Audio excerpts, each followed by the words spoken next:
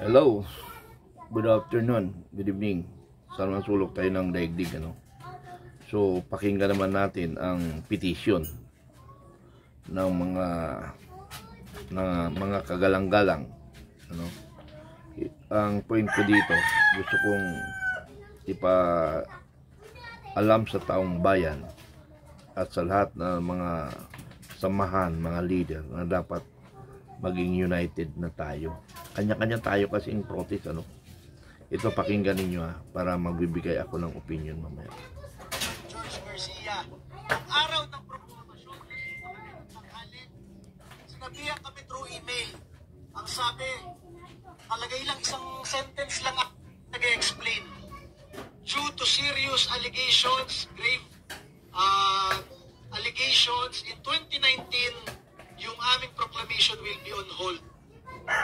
Serious pala yun noong 2019 pa, ba't di pa na-resolve noong 2019? Yung huling hearing noong 2019 rin, hindi na kami pinatawag kahit kailan, lampas kalahating dekada na. At masabi ko sa inyo, tagal na, kaso sa amin, anong nangyari? Wala, di ba? Sinabihan kami kahapon ng NTF-ELCAC, kinasuhan rin nila ng cancellation of registration at disqualification ang Kabataan Party List noong 2021 at yung Gabriela ng 2019 hanggang ngayon pending pa rin. Ang nagkaso, isipin nyo nakalagay, Government of the Republic of the Philippines through NTF-ELCAC and the Office of the Solicitor General. Lahat sila nagpirmado sa pending pa rin. Pero bakit ganon? Pareho kaming pending. Yung sa kanila mas seryoso kasi pinabanggit yung mga pangalan ng miyembro nilang napatay bilang terorista. Yung sa amin, walang kwenta. Bakit pareho kami? Hindi equal yung treatment. Bakit sila may problem? Kami wala. Kaya masabi ko sa inyo, biglaan na lang nanawagan si Pangulong Bongbong Marcos kahapon na lahat ng secretary at secretary level at heads of agency ay mag-resign. Anong sabi ng Pangulong Bongbong Marcos? Ayaw na ng tao ng politicking. Gusto aksyon. Sa dami ng nire-raise ni Atty. Respicio ng mga problema sa COMELEC, bakit hindi yun ang aksyonan? Bakit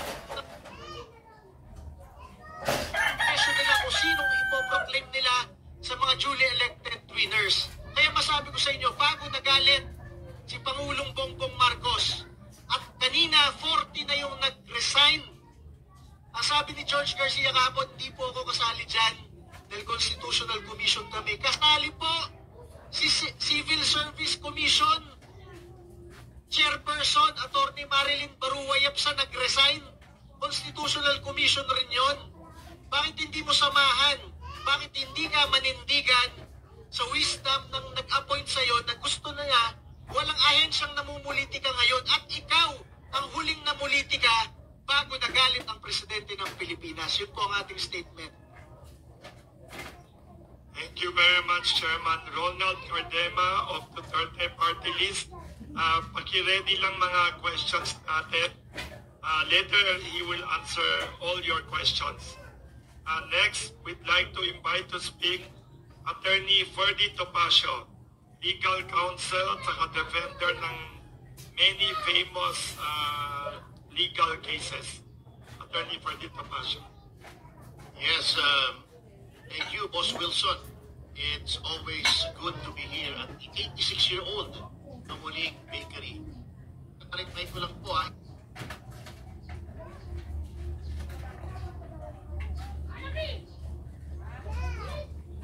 I am here.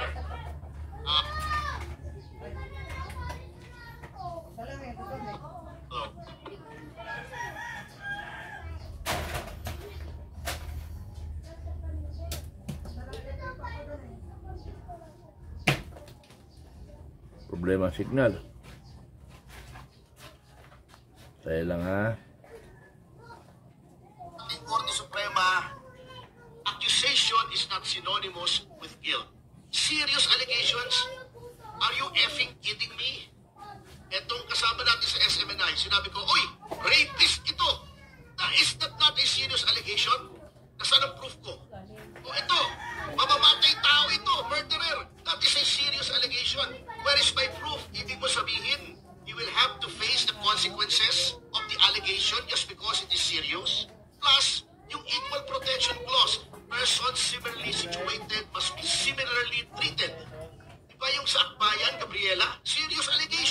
recruitment para sa insurgency movement, armed insurgency against the government, pinapatay na pulis sa sundalo, nagre-recruit ka, pati yung recruit ka. Hindi mo seryoso yun? O bakit hindi suspend? The allegations are serious and the allegations were made by agencies of the government such as the NTF, LCAC, and the Office of the Solicitor General. Di ba mas seryoso yun? Suspend mo rin. Di ba?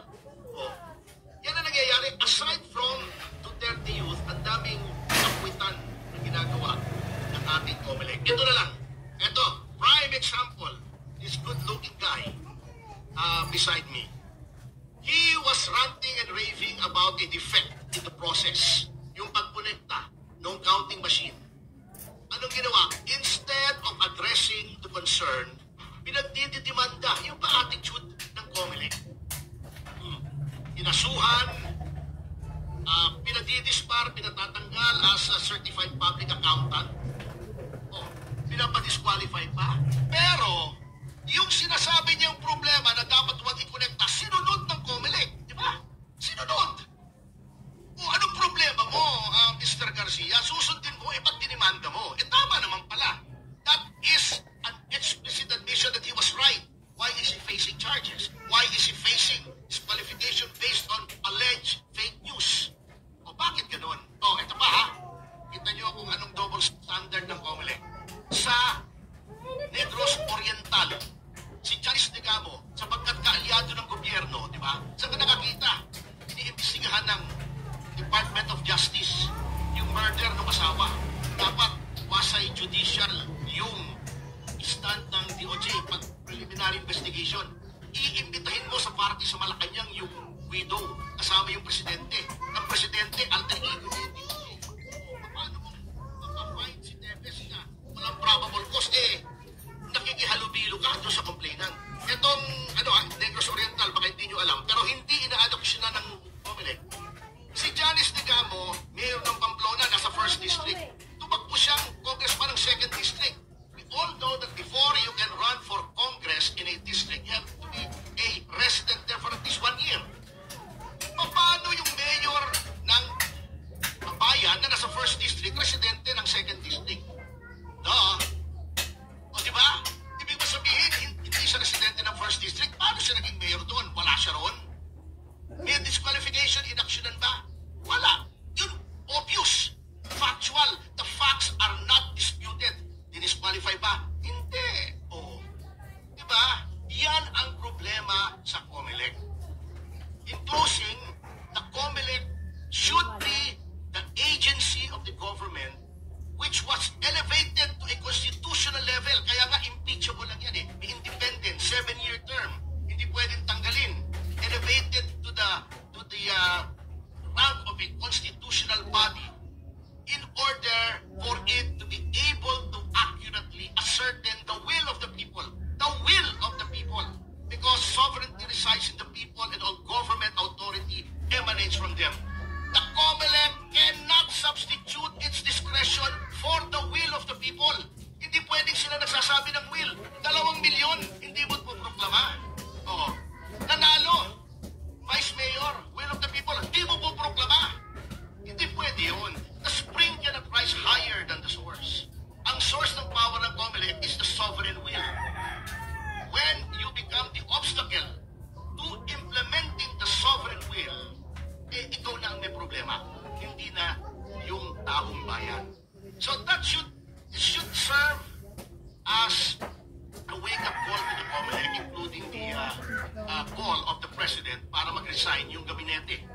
I am still skeptical about that move actually. Kung talagang sincere. Actually, there is such a credibility gap between the President now and the people na kapag sinabi ni Pangulong Marcos ngayon ay Biyernes, baka i-fact check mo pa sa Google. Ganon katindi ang credibility gap ng Pangulo. Tignan natin kung sinong i-retain niya.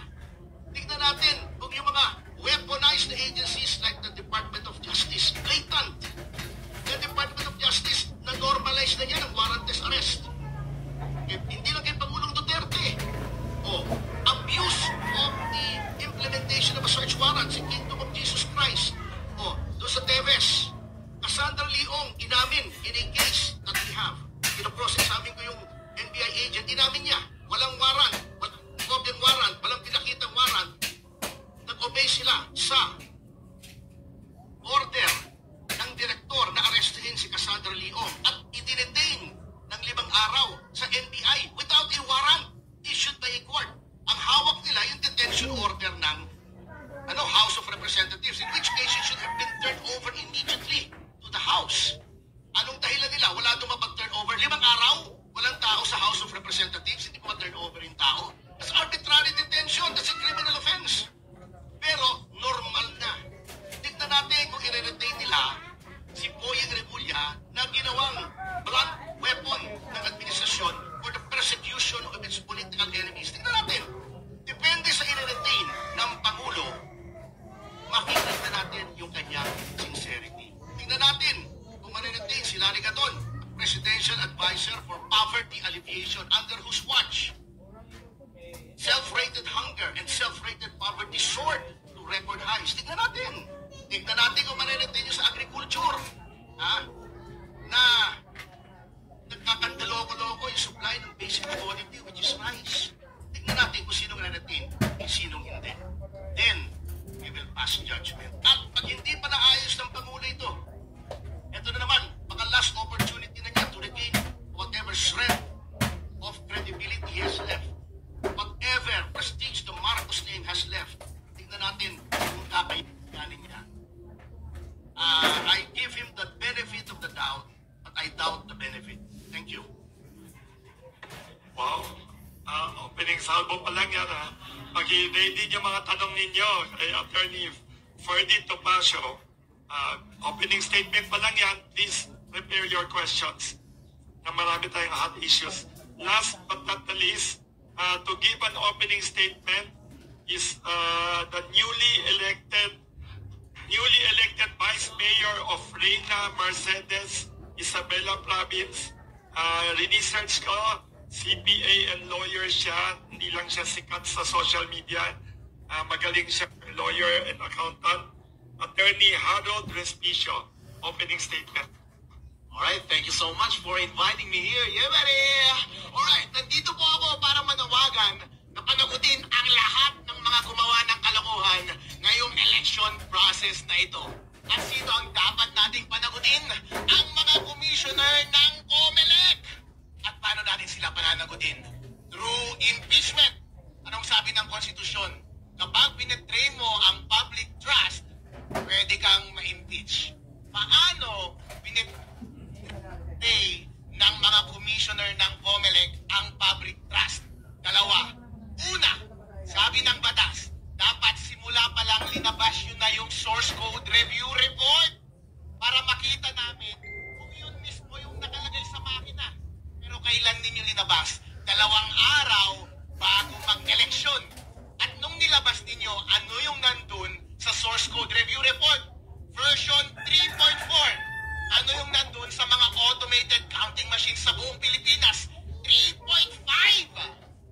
COMELEC, pinagkatiwalaan po kayo ng taong bayan para kayo ang mag-conduct ng maayos na eleksyon sa ating bansa. At ang batas natin ay nagsaad ng mga measures para ma-ensure natin na ma-establish natin yung trust na iyon. Hindi nyo sinunod dahil belated kayo naglabas ng source code review report at yung nilagay ninyo sa makina ay hindi pa yun yung na-review doon sa audit. Traitor kaagad kayo sa tiwala ng taong bayan. Pangalawang pagka-traitor ng COMELEC, ang sabi ng batas, kada automated counting machine dapat diretso sa COMELEC servers at diretso sa mga transparency servers. Bakit yun ang sinabi ng batas? Para kapag mandadaya ang COMELEC sa kanyang data, huli kaagad ng mga transparency server. Pero ano ang ginawa ng COMELEC? Gumawa siya ng sarili niyang data center sa gitna, sariling server. Doon niya muna pinapadala yung mga data mula automated counting machines papunta sa gitna. Inde-delay niya and then sa kanya ilalagay sa mga transparency server. So anong nangyari? Therefore, yung mga papuntang data papunta sa COMELEC server, pwede nang mabago ng COMELEC servers mismo. At yung mga data na dumaan sa data center 3, pwede na rin nilang i-manipulate para mag-match sa linabas ng COMELEC server.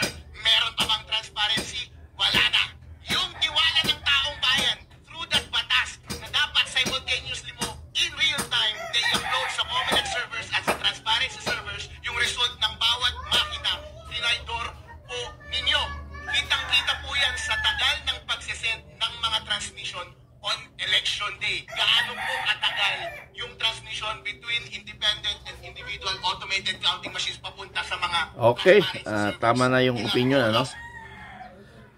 Tama na yung opinion. Kaya ko lang ginawa yon para pinagsama-sama ko lahat yung mga nagreklamo. Mamaya mayroon pa akong iba-vlog. Marami. Ipag-isa-isahin natin. At ito yung magiging mission natin. Lahat ng complainant, sana magkaisa. Nagkaiwalay-walay eh. Kaya mahina pa rin. Mahina pa rin. Kasi nagkakaiwalay tayo. Ano kaya kung magsabay-sabay tayo magreklamo? Kasi nasubukan na natin ng sigaw dito, sigaw doon, dakdak doon, ganun doon. Bingi rin si Kwan eh. Bingi rin si Attorney Garcia. Bingi.